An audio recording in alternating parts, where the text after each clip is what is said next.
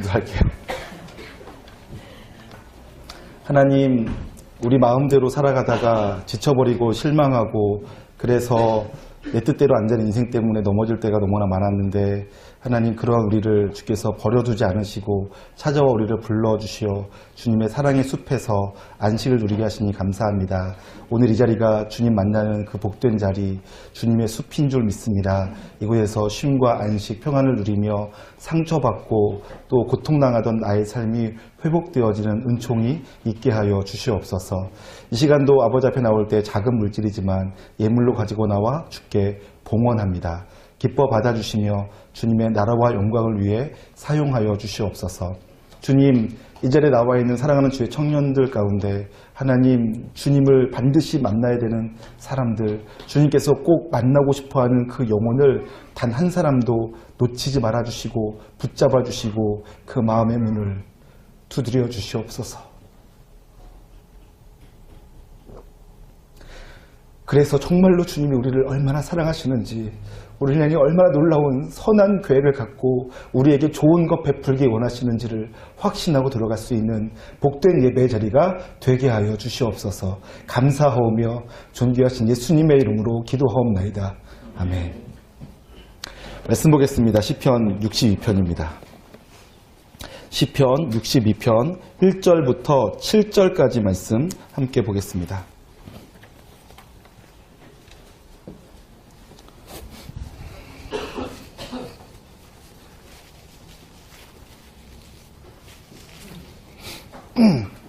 시편 62편 1절부터 7절까지 기록된 말씀 저와 여러분이 한 절씩 교독하시고 마지막 절 합독하겠습니다. 나의 영혼이 잠잠히 하나님만 바라며 나의 구원이 그에게서 나오는도다.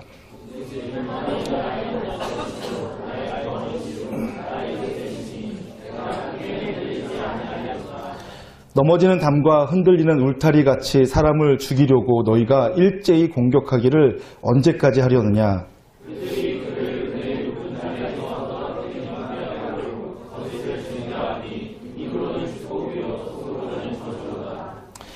나의 영혼아 잠잠히 하나님만 바라라. 무릇 나의 소망이 그로부터 나오는도다.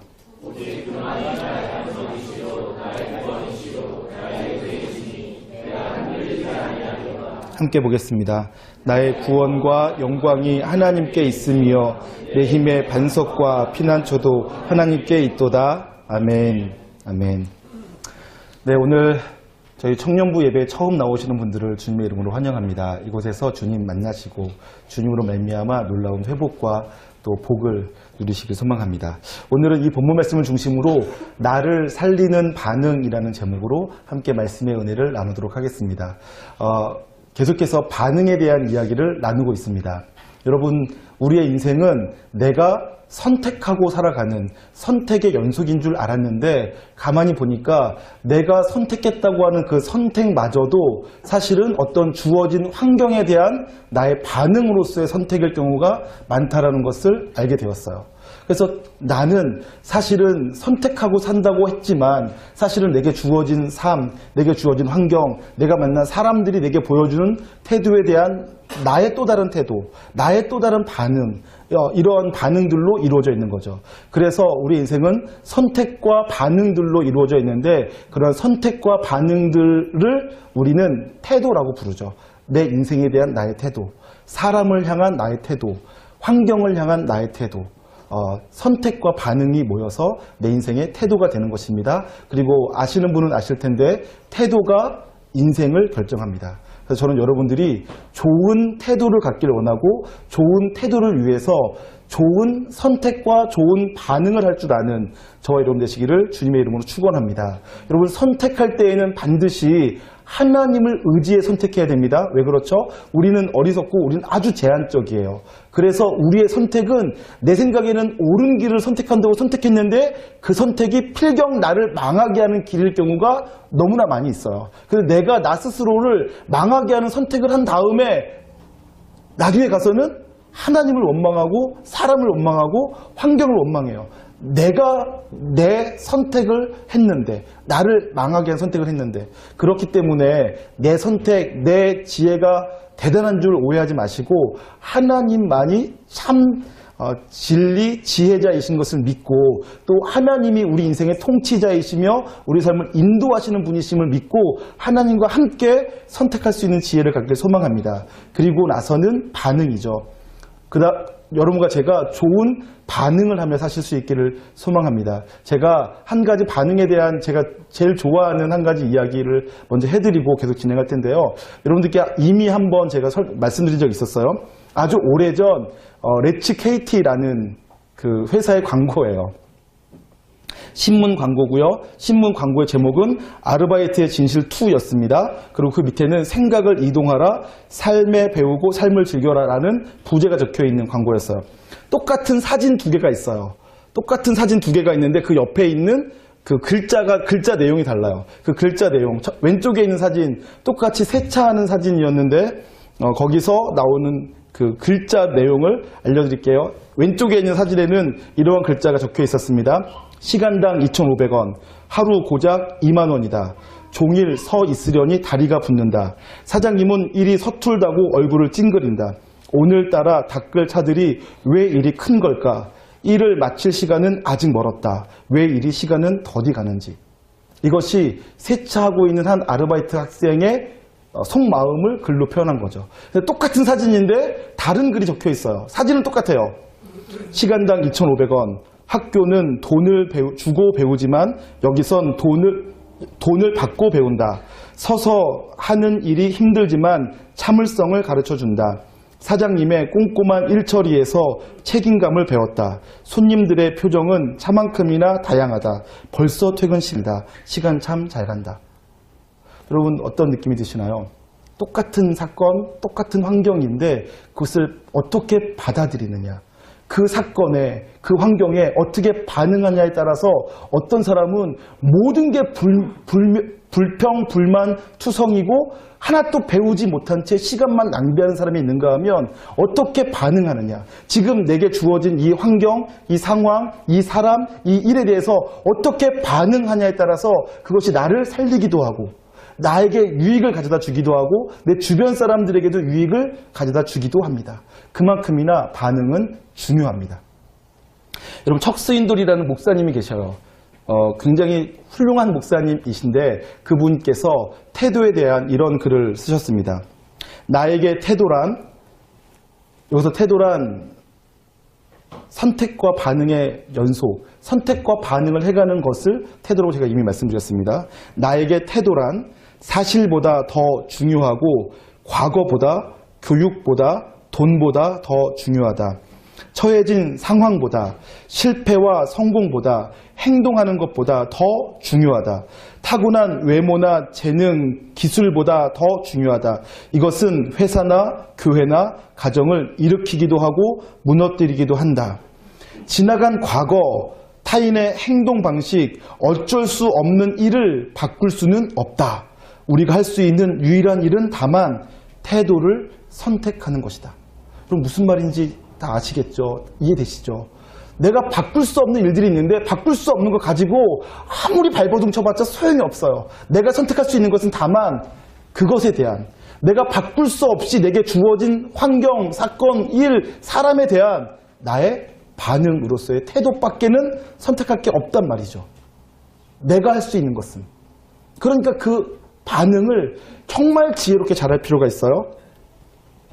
그래서 이렇게 말합니다. 인생은 나에게 일어난 일 10%와 그 일에 대한 나의 반응 90%로 이루어진다. 척수인도 목사님이 이렇게 얘기한 거예요. 내 인생은 내게 주어진 내게 일어난 일이 10%라면 그 10%에 대한 나의 해석, 나의 반응, 나의 선택 90%로 내 인생은 이루어진다는 거예요. 그러니까 내가 어떠한 내게 주어진 일에 대해서 못되고 어긋나고 잘못된 반응으로서의 선택을 하면 내 인생은 일어난 사건과 상관없이, 내가 만난 일과 상관없이 나를 망치는 거고요. 어떤 인생은 찌질한데도 그 찌질한 인생을 반응하고 받아들이고 해석하고 그것에 대한 반응을 잘 보여서 찌질할 뻔했던 인생을 아주 훌륭한 인생으로 바꿔나갈 수도 있어요. 왜냐하면 인생의 90%는 내게 일어난 일의 반응으로 말미암아 일어나기 때문에 그렇다라는 거죠. 여러분, 오늘 저는 시편 62편을 기록한 다윗 왕에 대해서 나누고자 하는 것입니다. 여러분, 다윗 왕은 가만두면 그냥 평범한 목동으로 그 인생이 끝날 수도 있는 인생이었어요. 혹은 조금 더 내밀히 들여다보면 다윗 왕은요, 사실 버려진 것 같아 보이는 인생이었어요. 사무엘 선지자가 찾아왔을 때 그의 아버지는 다윗을 막내 아들을 양치는 곳에 보내버리죠. 그럴 수 있다라고 그냥 쉽게 넘길 수 있지만 가만히 들여다보면 사무엘 선지자가 그 이새의 집안에 다윗의 형들이 다 지나갔음에도 불구하고 왕 될 만한 사람이 없는 것이 드러났음에도 불구하고 다윗의 아버지 이새는 다윗을 데리고 오겠다는 말을 먼저 꺼내지 않습니다. 왜냐하면 아버지 마음속에 다윗은 제쳐진 아들이었으니까요. 다윗은 버려진 아들이었어요. 다윗이 형에게 찾아갔을 때, 골리앗과 싸우고 있는 형에게 찾아갔을 때 그의 형이 다윗에게 양은 어떻게 하고 왔냐? 라고 물어봤다고 했죠. 다윗은 그 집안에서요, 양보다 가치가 없는 존재였어요. 그리고 다윗이 골리앗을 이기면 어떻게 되는지를 물어보러 다녔을 때 그 어린 막내 동생이 그거 물어보러 다녔다고 해서 그의 큰형이 다윗을 교만하고 오만한 녀석이라고, 네가 그럴 줄 알았다고 하면서 핀잔합니다. 10살 이상 차이가 나는 형이요. 왜요? 이새의 집안에서 막내 아들 다윗은 그러한 인생이었어요. 여러분, 사무엘 선지자가 다윗에게 또 다른 아들이 있냐라고 물어봤을 때 이새는 우리 집에 막내가 있습니다 라고 대답해요. 네, 다윗은 막내니까 막내라고 하죠. 그런데 그 막내라는 말은요, 히브리어로는 어감이 제일 끄트머리, 가치 없는 이러한 어감을 갖고 있어요. 하필 왕을, 사울을 대신해서 왕이 될 사람을 택하러 와서 기름 부을 준비를 하고 하나를 살펴보고 있는 사무엘 선지자에게 7 아들이 다 왕될 자격이 없어서 또 다른 한 사람 없냐고 물어보는데 하필 막내가 있습니다라고 말할 게 뭐가 있냐고요. 지금 들밖에서 형을 대신해 양을 치고 있는 사랑하는 아들이 있습니다라고 대답하면 얼마나 좋아요. 왕을 찾아온 선지자에게. 그런데 막내가 있습니다라고 대답했다고요. 그것은 그만큼 다윗이 이새의 집안에서 가치 없는 존재라는 거죠. 여러분, 오늘 시간이 없어서 제가 다 증명해 드릴 수 없지만 성경을 자세히 살펴보면요, 다윗은 이새의 아들이긴 하지만 그의 7형과 엄마가 달랐어요. 나중에 성경을 통해서 설명해 드릴게요. 다윗은 그래서 그 형들에게 사랑받지 못한 아들이었죠. 늘 길 밖에 있어야 됐고요. 잠잘 곳조차 제대로 마련하지 못한 인생이죠. 그래서 다윗의 시에는 처절함이 묻어 있습니다.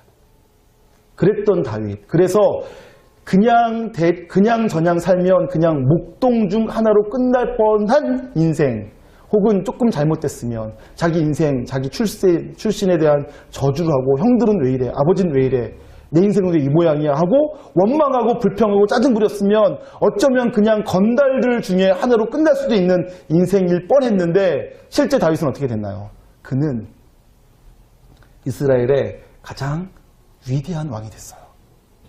어떻게 평범한 목동 중 하나였던 다윗이 왕의 혈통이었던 것도 아니고 왕이 될 만한 주변에 어떤 시설이나 어떤 배경이나 친구가 있었던 것도 아니고 심지어 형들로부터도 멸시당하던 그 다윗이 이스라엘의 왕이 될 수 있었고, 또 왕이 돼서도 가장 위대하다고 칭송받는 왕이 될 수 있었고, 하나님께서 말씀하시기를 내 마음에 합한 자가 있는데 그가 바로 다윗이다라는 평가를 들을 수 있었을까요?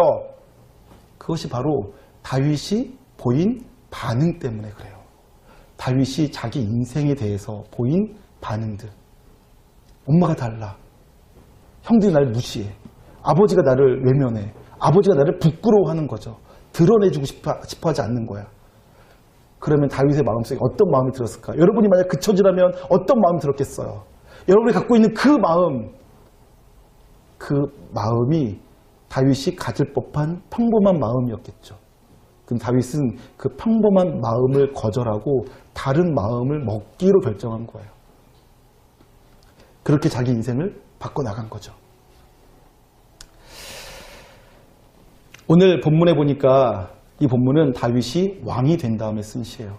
근데 왕이 된 다음에도 혹은 왕이 되어져 가는 과정 속에서 다윗은 보통 사람보다 훨씬 더 힘들고 어렵고 고통스러운 상황들을 겪어나가게 돼요.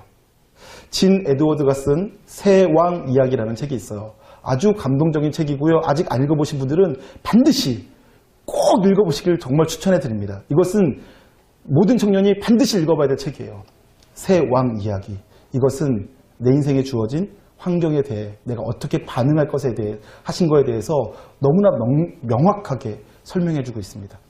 새 왕이란 사울 왕과 다윗 왕과 압살롬 왕이에요. 사울 왕은 다윗을 어떻게 하려고 했나요? 시기하고 질투해서 죽이려고 했어요. 다윗이 그에게 끼친 충성이 어마어마했고 다윗이 사울과 사울의 나라에 끼친 기여도가 어마어마했음에도 불구하고 사울은 자기의 좁은 속 때문에 아무 잘못 없는 다윗을 죽이려고 했어요. 한 번은 귀신 들려서 악신으로 인해서 고통당하고 있는 사울 왕을 위해 다윗이 수금을 탔어요. 그러면 악신이 떠나가곤 했어요. 근데 다윗이 자기를 위해 수금 타고 있는 다윗을 향해서 창을 집어 던집니다. 다윗을 죽이려고 하는 거죠. 그럼 다윗이 얼마나 억울했겠어요. 다윗은 사울 왕에게 잘못한 것이 하나도 없었어요. 지금 다윗은 사울 왕을 섬기기 위해 와 있는 거예요. 그런데 그런 자기에게 상을 주지는 못할 망정 죽이려고 창을 던졌단 말이에요. 얼마나 화가 나요. 그러면 대응적인 사람은 그 창을 집어서 확 사울 왕에게 집어 던질 수 있었을 거예요. 그러면 사울 왕 죽었겠죠. 다윗이 돌팔매로 골리앗도 죽이는 사람인데. 근데 다윗이 자기를 죽이려고 창 던지는 사울 왕을 향하여서 맞대응하여 싸우려고 하지 않았어요. 내 인생을 공격하고 파멸시키려고 하는 사람에 대해서 다윗이 보통 사람과는 다른 반응을 보였던 얘기예요. 믿기지 않는 반응을 보여요. 나중에 다윗의 인생을 사무엘 서로를 통해서 한번 쭉 훑어봐 보세요. 불완전한 모습이 굉장히 많이 있었지만 도대체 다윗은 어떻게 이럴 수 있었을까? 이런 생각을 굉장히 많이 하게 됩니다. 사울 왕이 다윗을 죽이려고 계속 쫓아다녔어요. 다윗은 사울 왕 때문에 피해 다녀야 됐었고요. 심지어는 자기만이 아니라 자기의 온 가족도 위협을 당해서 피난시켜야 됐었어요. 이방 나라 모압 땅에. 그리고 다윗은 혼자 아둘람 굴에 숨어서 굴들마다 숨어 지내는 거예요. 비참한 인생이죠. 그런데 어느 날 사울 왕이 군대를 이끌고 다윗을 잡으러 온 거예요. 다윗이 숨어 있었어요. 깊은 동굴 속에 숨어 있었어요. 근데 다윗이 숨어 있는 그 동굴에 사울 왕이 대변을 보러 들어온 거예요.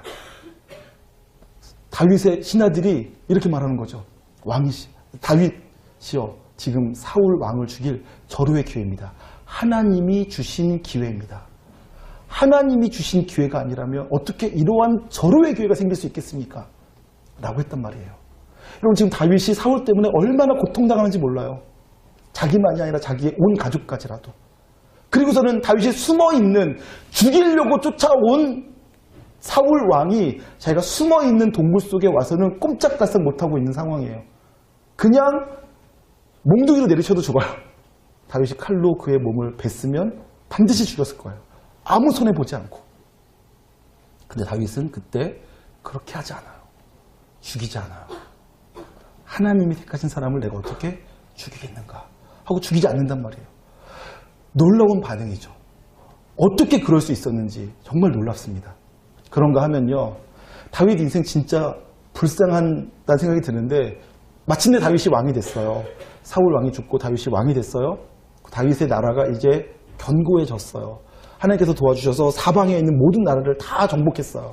그래서 다윗이 이스라엘 역사상 가장 넓은 영토를 확보했어요. 물론 가장 넓은 영토는 솔로몬 때지만 그것은 다윗이 정복해서 이겨놓은 땅을 확보해서 더 넓어진 거고, 가장 넓은 땅은 솔로몬 때지만 가장 넓은 땅을 확보한 것은 다윗 때예요. 그만큼이나 다윗이 정말 대단했어요. 그런데 그렇게 해놓고 견고해져 있을 때 그의 아들 세 번째 왕 압살롬이 다윗을 배반한 거예요. 자기가 왕이 되겠다고 군대를 이끌고 자기 사람 데리고 다윗성으로 진격해 가는 거죠. 여러분, 다윗이 아들과 싸웠으면 누가 이겼을까요? 네, 저는 확신해요. 다윗이 이겼어요. 근데 다윗이 안 싸워요.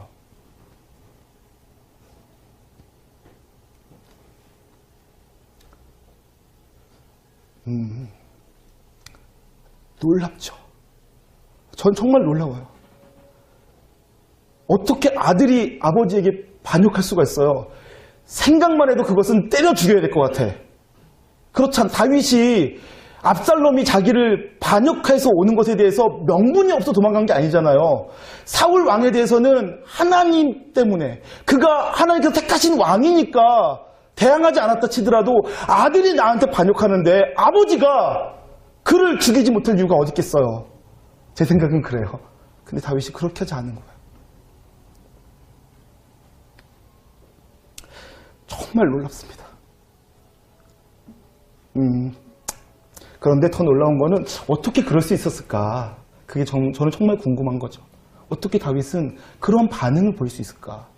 그런 상황에서 어떻게 사울 왕을 향해서 맞대항하여 창을 던지지 않을 수 있었고, 자기를 공격하겠다고 쳐들어오는 아들 압살롬에 대해서 이해해주고 용서해주고 자기가 도망칠 수 있을까? 어떻게 그런 마음을 먹지? 오늘 본문이 그것에 대해서 대답해주고 있어요.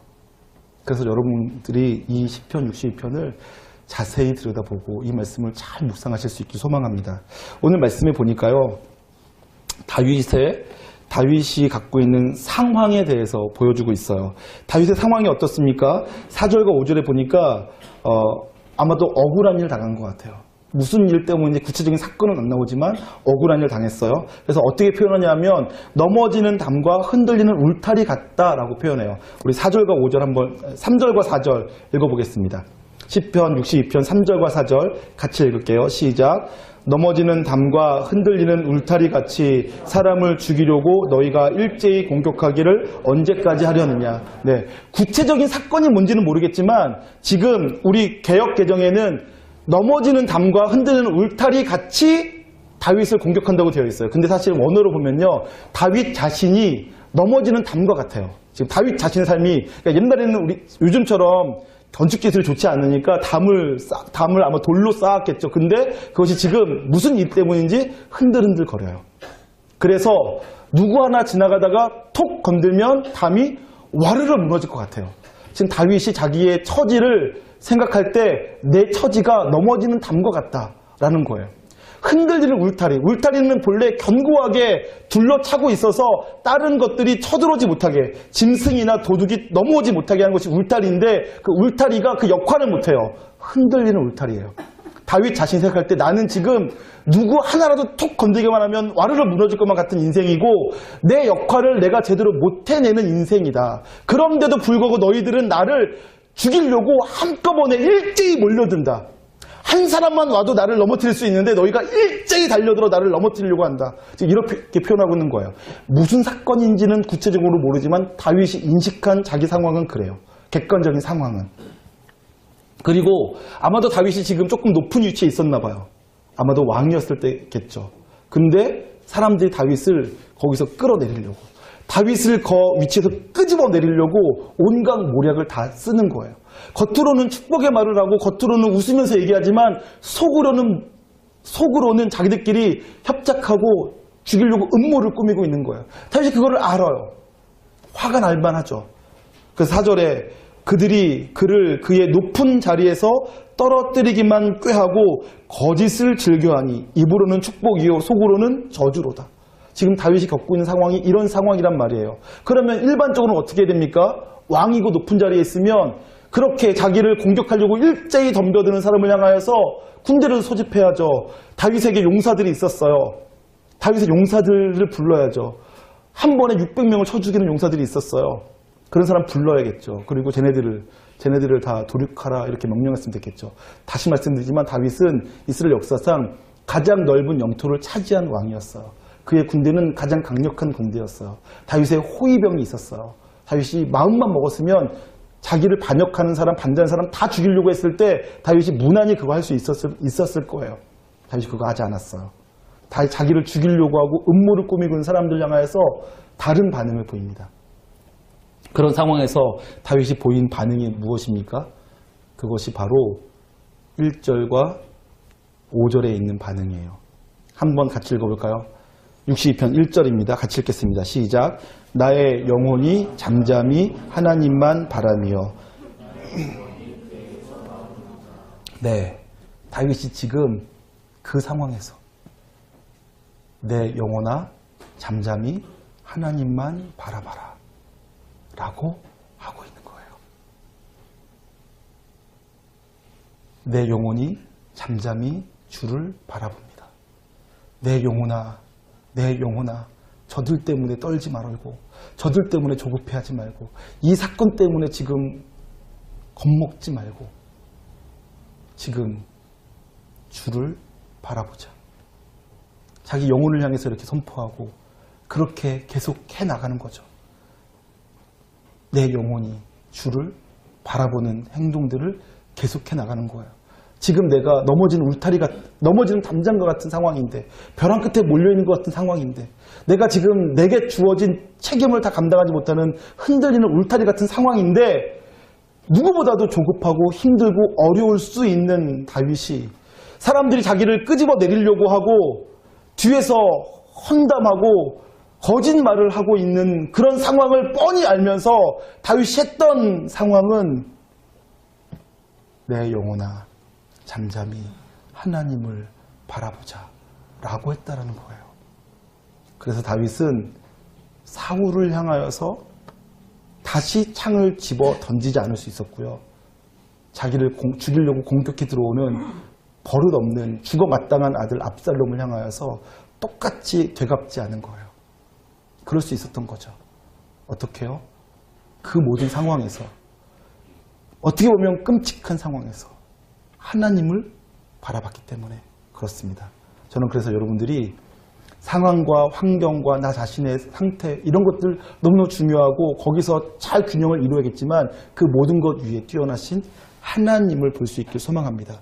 하나님께서 그 모든 상황, 내가 상황이라고 말하는 상황, 내가 나라고 말하고 있는 나, 내가 너라고 말하고 있는 너, 그 세 가지를 다 주관하시고 통치하고 있다는 믿음을 가지고 사람과 싸우려고 하지 않고 상황과 싸우려고 하지 않고 하나님을 먼저 바라보고 그 하나님의 눈으로 나와 다른 사람과 상황을 바라보실 수 있길 축원합니다.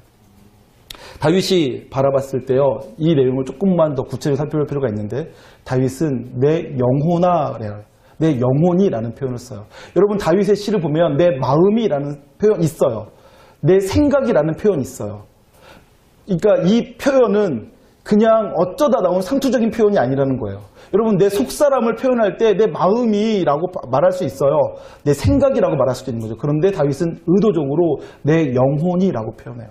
내 존재의 가장 깊은 곳, 혹은 내 속사람의 전부를 표현하고 싶은 거죠.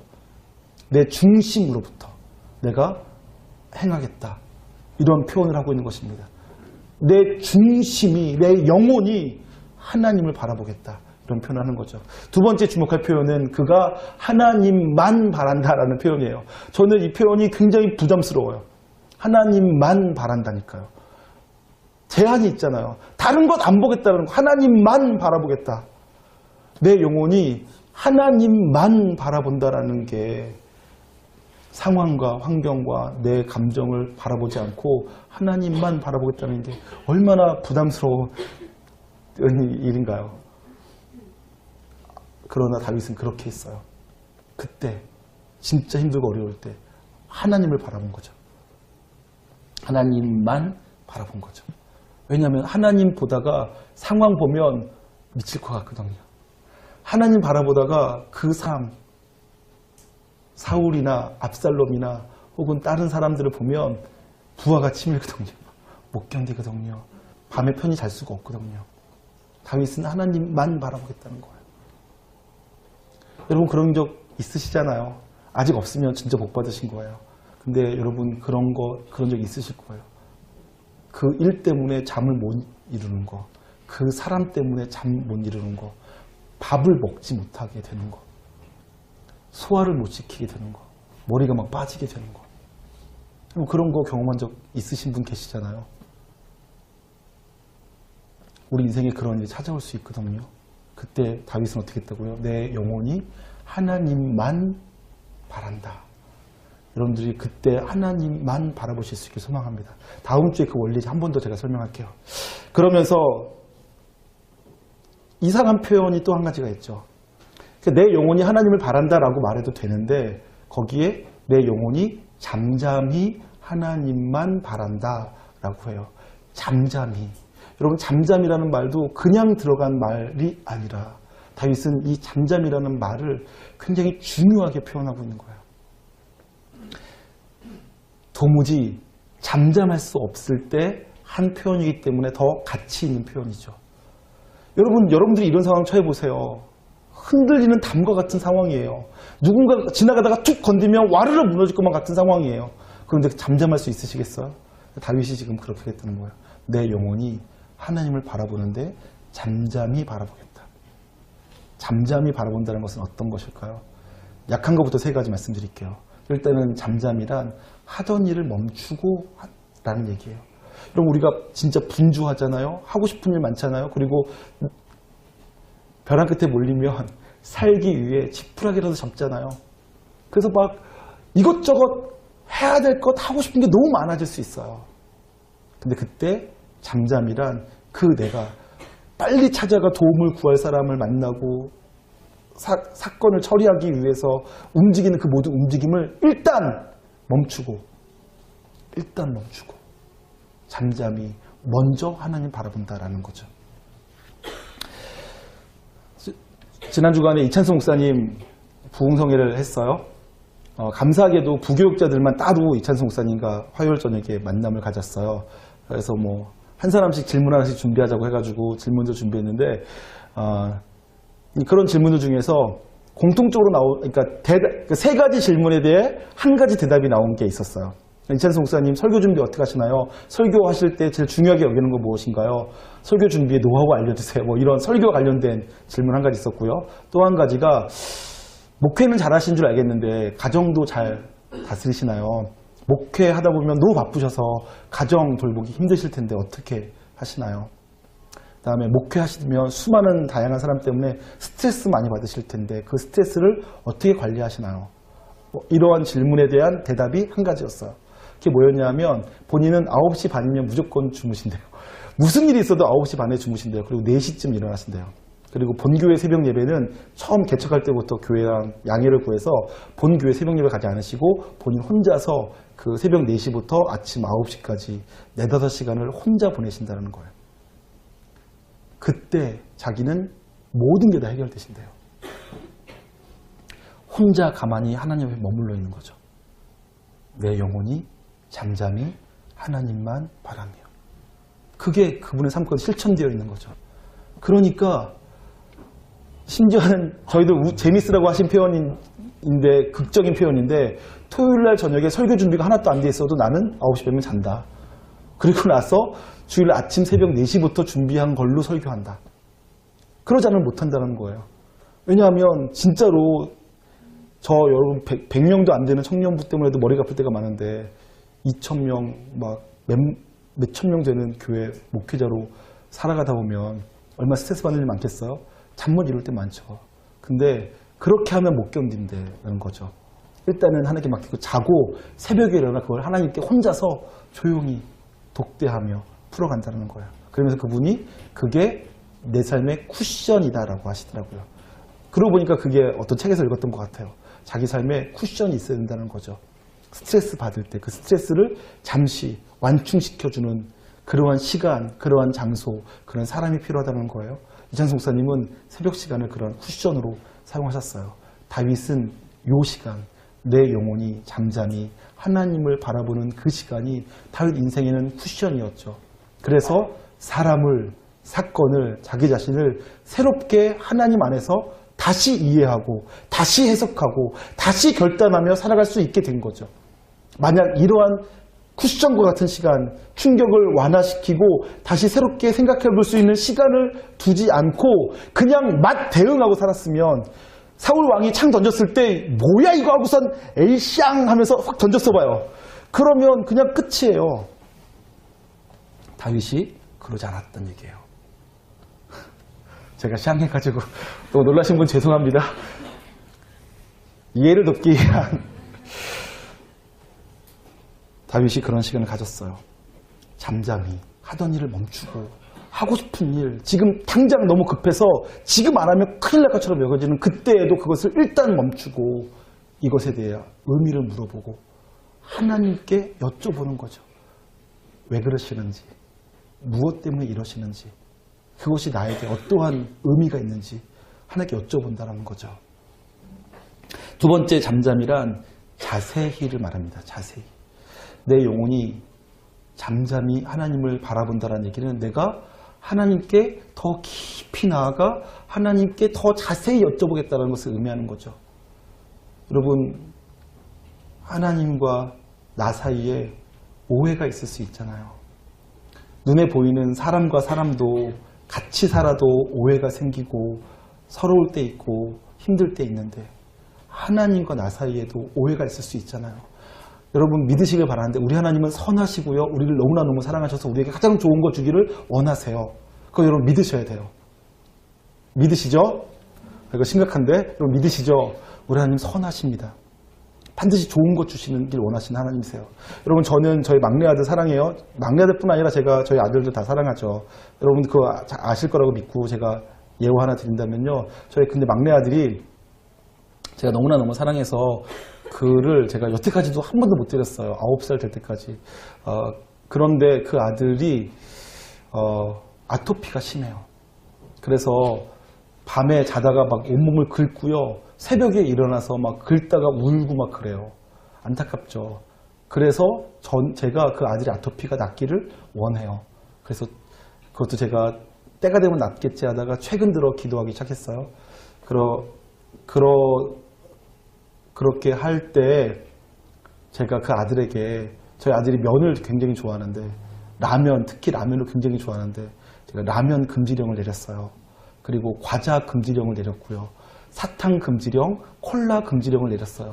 저희 아들이 몸에 해로운 음식을 마음껏 먹어도, 제가 사람이 100년, 200년 사냐, 뭐 짧게 살다가 죽는 인생, 네 마음껏 먹고 즐기고 살아라 라고 제가 내버려 두다가 걔가 스스로 너무 고통스러워하니까 제가 이제 그 아들이 좋아하던 모든 것들 대부분을 제가 다 금지한 거죠.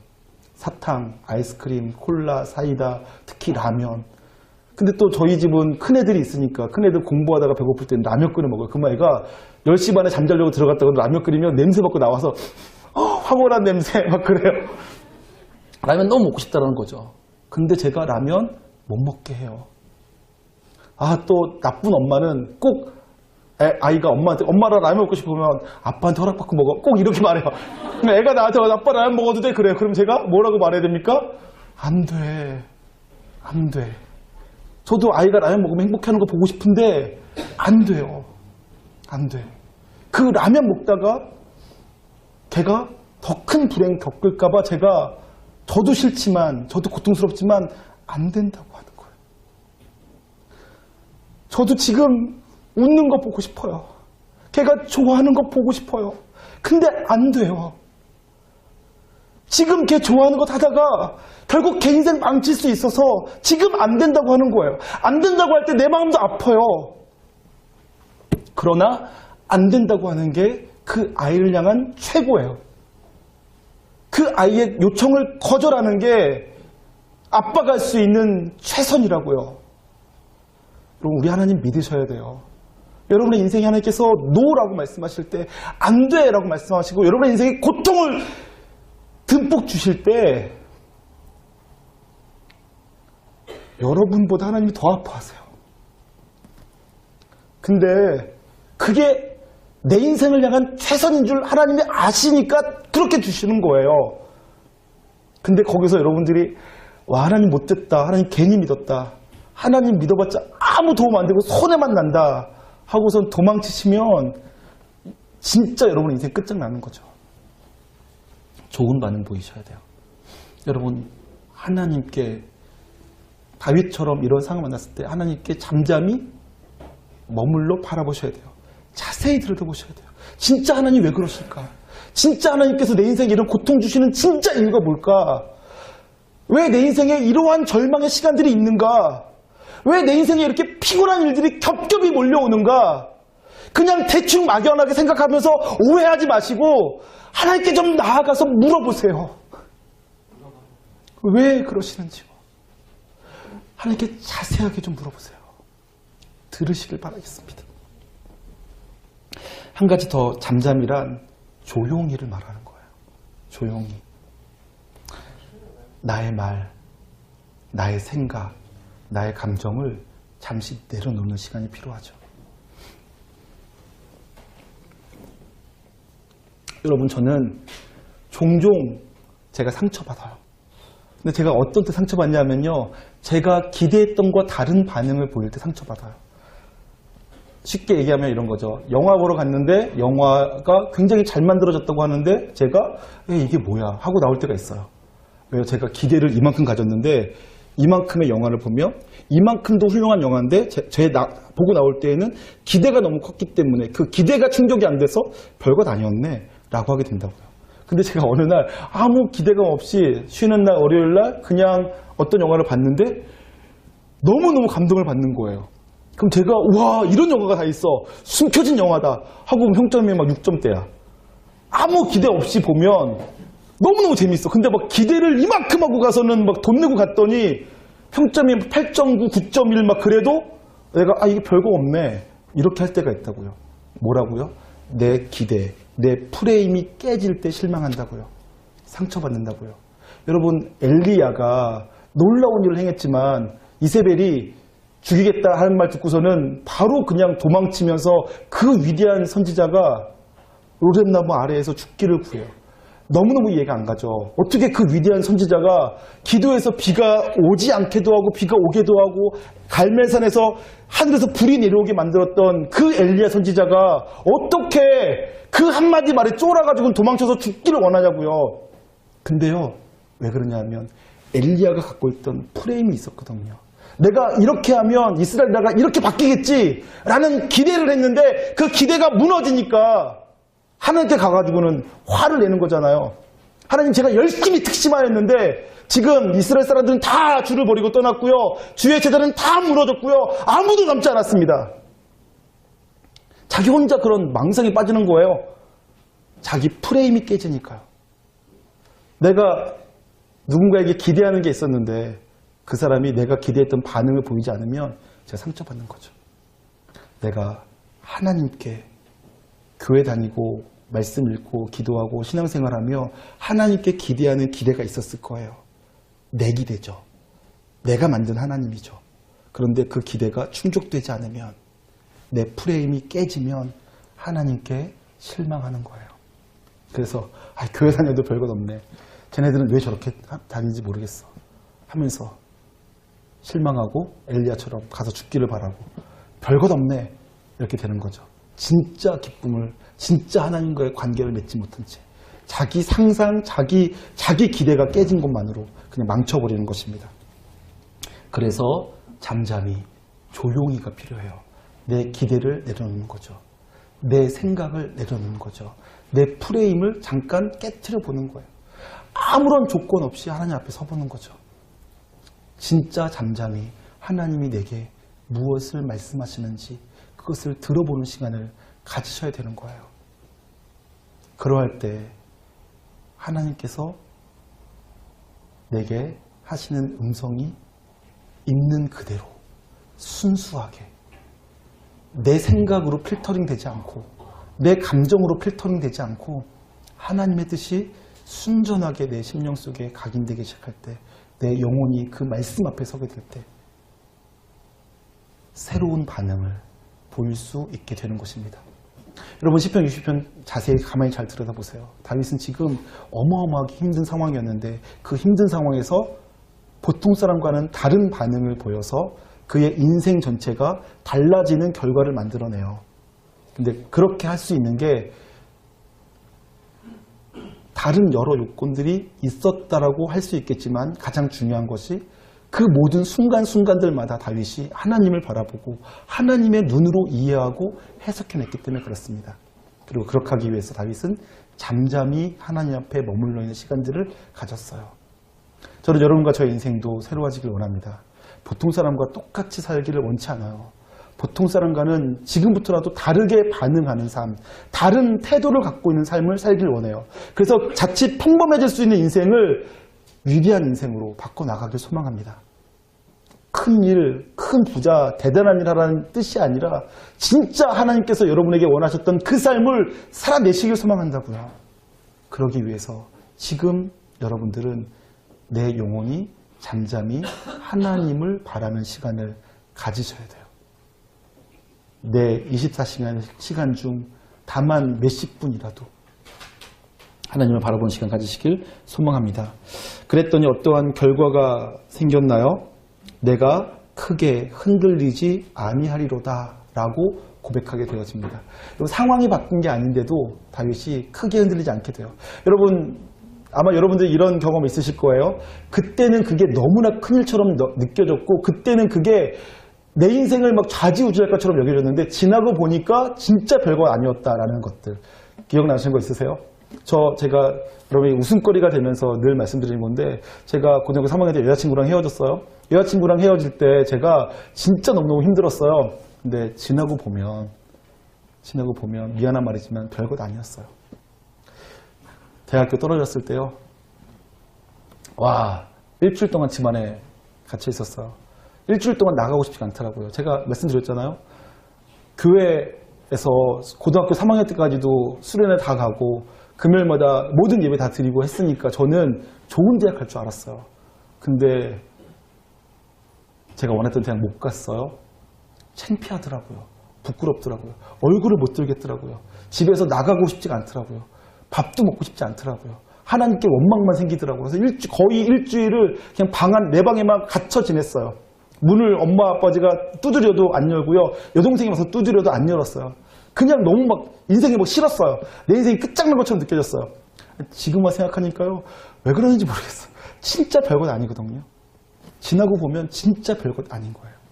여러분 그런 거 기억나시죠? 용가리 하나 때문에 친구랑 치고받고 싸웠어요. 용가리 그게 뭐라고? 그런 적 없으세요? 그네 하나 때문에 친구랑 막 모래 던지면서 싸웠어요. 내 얘기가 아니라 그럴 수 있다고 말씀드리는 거예요. 진짜 별건 아니에요. 그네 하나 그거 양보하면 뭐 어때요? 그때는 그게 너무 크게 보이지만 이거 양보하면 큰일 날 것처럼 보여지지만 사실은 별것 아니에요. 여러분 우리 인생은 대부분 그런 일이에요. 근데 그 당시에는 그게 보이질 않는 거죠. 그렇다면 언제 보이기 시작할까요?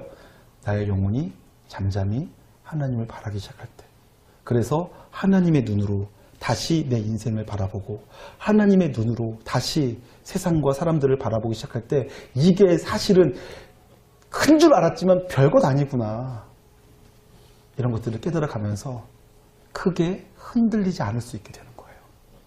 저는 저와 여러분이 오늘 다윗이 보여줬던 이 인생에 대한 반응을 여러분의 반응으로 삼으시길 소망합니다. 크고 작은 수많은 일들을 만날 텐데 그때마다 있는 그대로 날 것대로 반응하지 마시고요. 그 모든 것들에 대해서 다시 하나님을 바라보고 하나님의 눈으로 다시 내 인생과 그 사람과 이 사건들을 해석해내며 내가 마땅히 보여야 할 태도들을 결정해 나가시기를 주님의 이름으로 축원합니다. 그래서 여러분 인생의 크고 작은 일들이 사실은 다 별것 아니었고 다 내가 능히 주님과 함께 뛰어넘을 수 있고 이길 수 있고 극복할 수 있다는 것을 경험하시며 주님과 함께 이 인생 짧은 인생인데 행복하게 능력 있게 그리고 또 늘 찬송하며 살아가시기를 주님의 이름으로 축원합니다. 기도하겠습니다. 참 좋으신 하나님 아버지, 사랑하는 주의 청년들이 주님을 온전히 바라볼 수 있게 되기를 소망합니다. 자기 자신의 필터링 나름대로 갖고 있었던 자기 생각, 자기 감정, 자기 의지로 하나님을 오해하고 살지 않고 하나님의 말씀을 있는 그대로 하나님과의 친밀한 사귐을 있는 그대로 가져갈 수 있길 원합니다. 그리고 그 사귐 속에서 하나님을 알고 하나님의 뜻을 경험하며 내 인생을 향해 주시고자 하는 가장 선한 일들을 발견해 나갈 수 있길 원합니다. 그래서 내가 마땅히 살아가야 될 그 삶을 살 수 있길 원합니다. 그런 삶 살아갈 수 있도록 주님 도와주시고 역사하여 주시옵소서.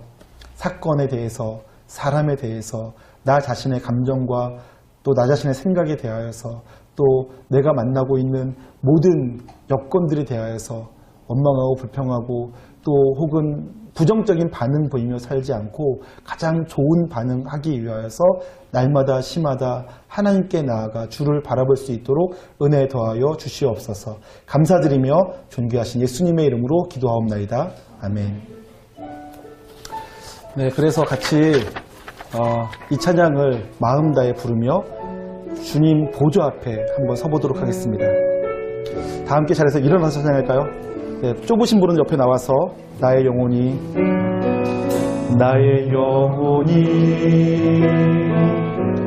잠잠히 하나님만 바라며 나의 구원이 그에게서 나는도다.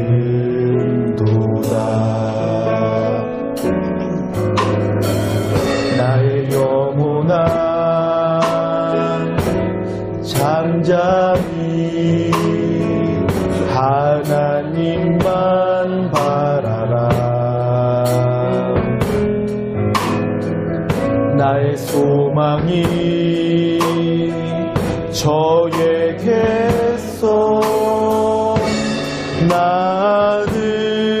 나는도다. 오직 주만이 나의 반석, 나의 구원이시니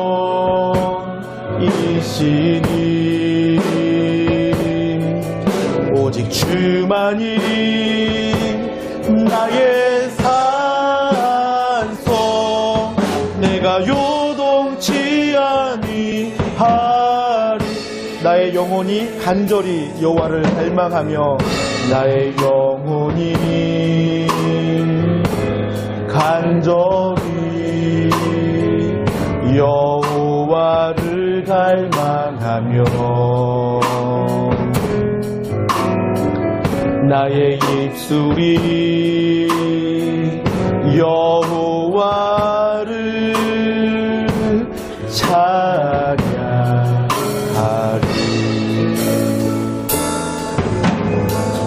나의 영혼이 즐거이 여호와를 따르리니 나의 평성이 주에게서 나는도다. 오직 주만이 나의 반석, 나의 구원이시니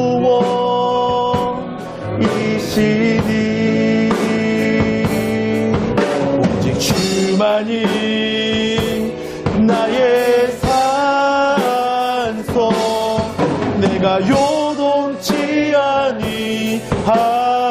나의 구원, 나의 영광 하나님께 있으니 나의 구원, 나의 영광 하나님께 있으니 내 힘의 반석과 피난처 되시네. 오직 주만이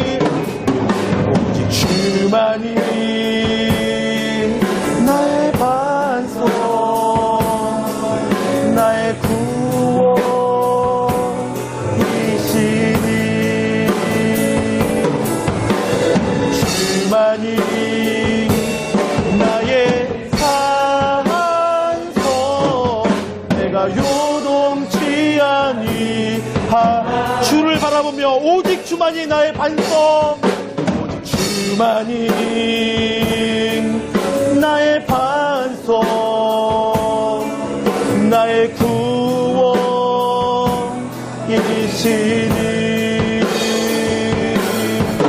오직 주만이 나의 반석, 내가 요동치 아니하리, 내가 요동치 아니하리, 내가 요동치 아니하, 믿음으로 고백합니다. 선포합니다. 내가 요동치 아니하리, 요동치 아니하리.